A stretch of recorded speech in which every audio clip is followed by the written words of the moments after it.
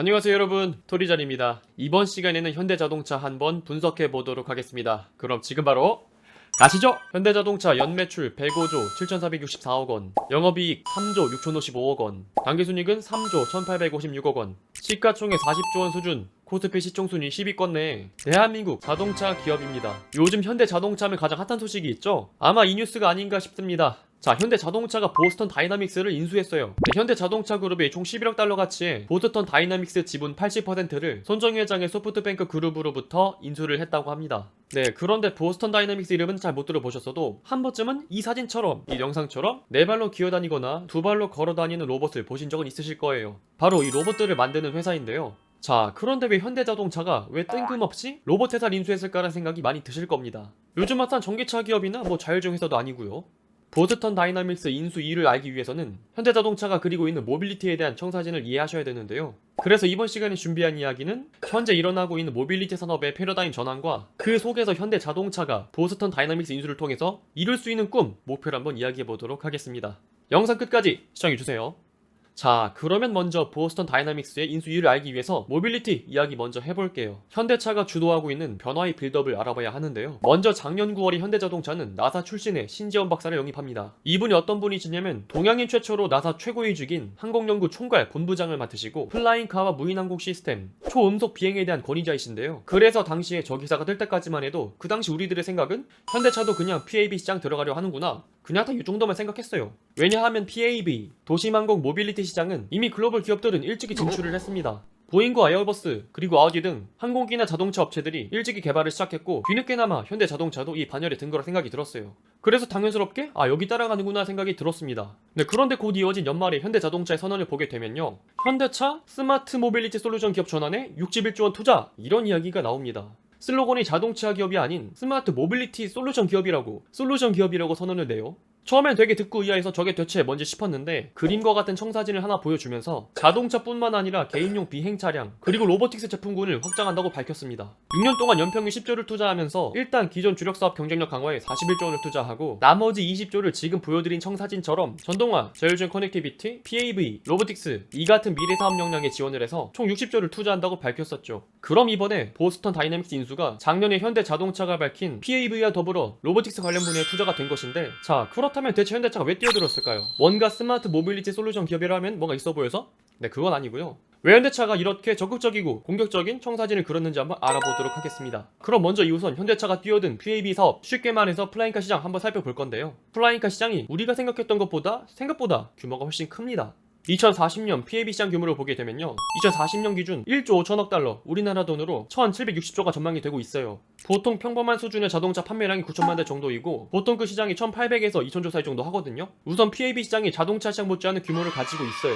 그래서 아까도 보여드렸지만 이미 수많은 기업들이 PAB 시장에 뛰어들었고 이 뒤늦게나마 현대자동차가 조금은 늦었지만 이제 본격적으로 시작하려는 것이죠. 내연기관에서 전기차로 자동차의 패러다임이 전환한 것처럼 자동차에서 플라잉카로 패러다임 전환이 빨리 이루어질 것이기 때문에 글로벌 시장에서 도태되지 않고 지속가능 경영을 하기 위해서는 플라잉카 개발은 필연적인 선택입니다. 그런데 안타깝게도 우리나라는 조금 늦었고요. 여기서 조금 자극받을 만한 이야기를 해드리면은 우리 옆에 섬나라 있죠? 건담의 나라? 일본은 건담의 나라답게 이미 유인 플라잉카 시험 운전에 성공했습니다. 일본 기업 스카이드라이브가 8월 25일 플라잉카를 수직으로 이륙시켜서 약 3m의 고도로 4분간의 비행에 성공했다고 합니다. 2023년부터는 2인승으로 개조한 차량을 판매할 예정이라고 합니다. 가격은 우리나라 돈으로 3억 6천만 원에서 6억 정도 한다고 하는데요. 좀 비싸 보이지만 대량 생산이 가능해지는 2030년부터는 가격을 낮출 예정이라고 합니다. 그리고 여기서 좀 더 충격적인 얘기 들려드릴 건데요, 저 대륙의 먼지 형들도 우리보다 빠르게 지금 PAB를 내놨습니다.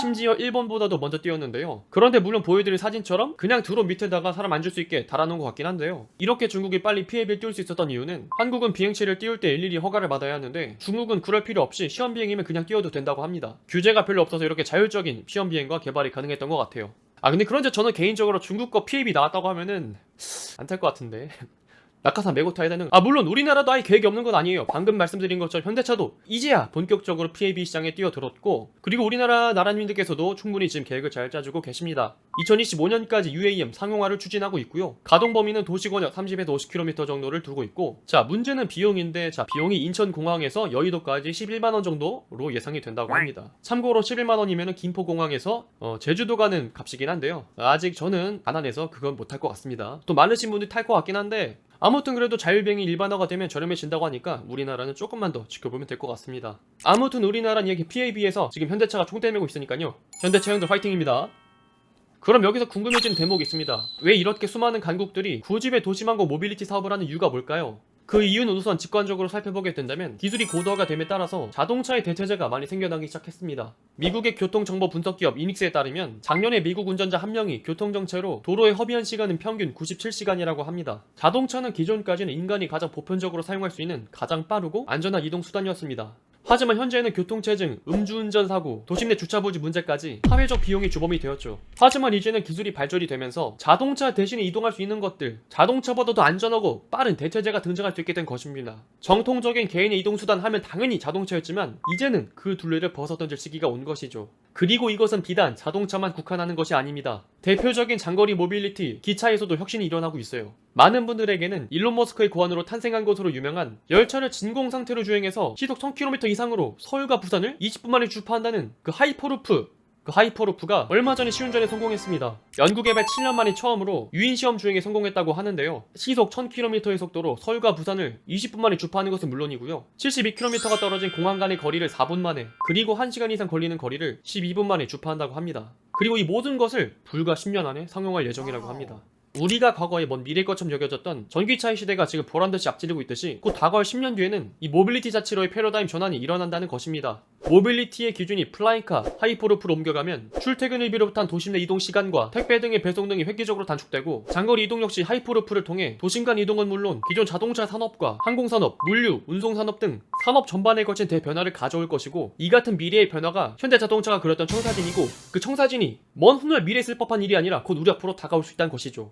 이미 앞서 말씀드린 것처럼 플라잉카, 하이퍼루프 모두 시험전을 모두 마쳤습니다. 먼 미래의 기술이 아니라 곧 다가올 기술이 된 것이에요. 예를 들어서 우리가 지금 생각한 운송수단이라 하면은 자동차, 기차, 비행기겠지만 2040년, 2050년 우리 자식 세대들한테는 플라잉카, 하이퍼루프, 우주선? 이렇게 될 수도 있다는 거죠. 네, 우주선 농담이고요. 여튼 그런 식으로 빠르게 모빌리티 전환이 이루어지고 있습니다. 자, 그렇다면 이렇게 모빌리티의 변화 속에서 스마트 모빌리티를 꿈꾸고 있는 현대자동차가 보스턴 다이나믹스를 인수하면서 어떻게 활용할 것인가? 이것이 많이 주목이 되는데, 이 같은 점에 대해서는 현대자동차가 스마트 모빌리티 기업을 꿈꾸면서 충분히 보스턴 다이나믹스의 기술들을 융합할 분야가 상당히 많습니다. 우선 첫 번째로 주목해야 할 것은 바로 자율주행 기술의 초고도화인데요. 보스턴 다이나믹스의 로봇도 라이다와 카메라, 센서를 통해서 주변 상황을 인식하고 작동하기 때문에 자율주행 차량 인식기술 개발, 그리고 PAV의 자율비행 기술 등에 결합할 수 있을 것 같고요. 현대자동차가 스마트 모빌리티 기업으로서 꿈꾸는 것들이 단순히 차량에 국한되어 있지 않기 때문에 보스턴 다이나믹스 로봇처럼 주변을 인식하는 기술들을 통해서 더욱더 그 기술들이 첨단, 고도화될 것 같고요. 그리고 두 번째로 주목할 점은 물류 쪽입니다. 이번 인수 때도 현대 글로비스가 보스턴 다이나믹스의 지분을 10%를 가져가면서 글로비스의 시너지도 기대가 되고 있습니다. 기존 인간이 진행하던 로봇 업무를 로봇이 자동화하고 24시간 동안 활용할 수 있다면 시간 단축, 비용 절감, 물류비용 감소와 같은 자동화의 시너지를 낼 수 있을 것입니다. 바퀴로 이동할 수 있는 로봇 핸들, 그리고 물류 분야에 사용할 수 있는 피킹 능력을 보면은 충분히 물류 산업 간에도 융합을 통해 확실히 쓰일 수 있는 것이죠. 그리고 이번에 보스턴 다이나믹스 인수 효과를 제대로 발휘하기 위해서 소프트웨어 역시 역량을 한 곳에 집중시키고 있습니다. 현대오토에버가 현대 MS소프트, 현대오토로는 흡수합병하면서 그룹 내의 소프트웨어 역량을 총합하면서 현대자동차의 스마트 모빌리티 생태계 구축에 한몫 거들었습니다. 지금 보스턴 다이나믹스 인수를 기준으로 지금 그룹 역량을 총 집중시키고 있는 것이죠. 현대자동차가 이번 보스턴 다이나믹스 인수를 통해 작년에 진행했던 신지원박사 영입 이후로 로보틱스 분야에도 원래 꿈꾸었던 청사진을 드디어 실행시키는 것입니다. 현대자동차는 더 이상 자동차 기업이 아닌 스마트 모빌리티 솔루션 기업으로 전환을 선언했습니다. PAV 시장의 적극 진출로 이동 간의 시간 단축, 효율화를 꿈꿨다면 이번 보스턴 다이나믹스 인수는 모빌리티 기업으로서 융합 가능한 산업 전반적인 진화를 꾀하는 것이죠. 지금 현재도 직관적으로 본다면 현대차 그룹은 완성차와 부품 제조, 물류 등에 기반을 두고 있어 휴머노이드 로봇에 대한 활용도가 높을 것입니다. 다만 단순히 이를 활용하는 것이 아닌 로보틱스를 통한 모빌리티 혁신을 이룰 공산이 큰 것이죠. 현대자동차는 대한민국의 대표 모빌리티 기업인 만큼 이번 보스턴 다이나믹스 인수를 통해서 펼칠 수 있는 길은 무궁무진합니다. 스마트 모빌리티 기업으로 비전을 담고 있는 현대자동차가 글로벌 PAV 시장, 로봇 시장에서의 승자가 되길 진심으로 응원합니다. 오늘의 영상은 여기까지입니다. 영상의 내용이 좋았다면 구독과 좋아요 한 번씩 부탁드리도록 하겠습니다. 그리고 전 여러분들의 모든 댓글을 달고 있습니다. 원하시는 기업과 산업 말씀해 주시면 매주 2편씩 분석해서 올려드리고 있습니다. 그럼 저는 또 다음에 좋은 영상으로 찾아뵙도록 하겠습니다. 그럼 다음에 또 만나요. 안녕!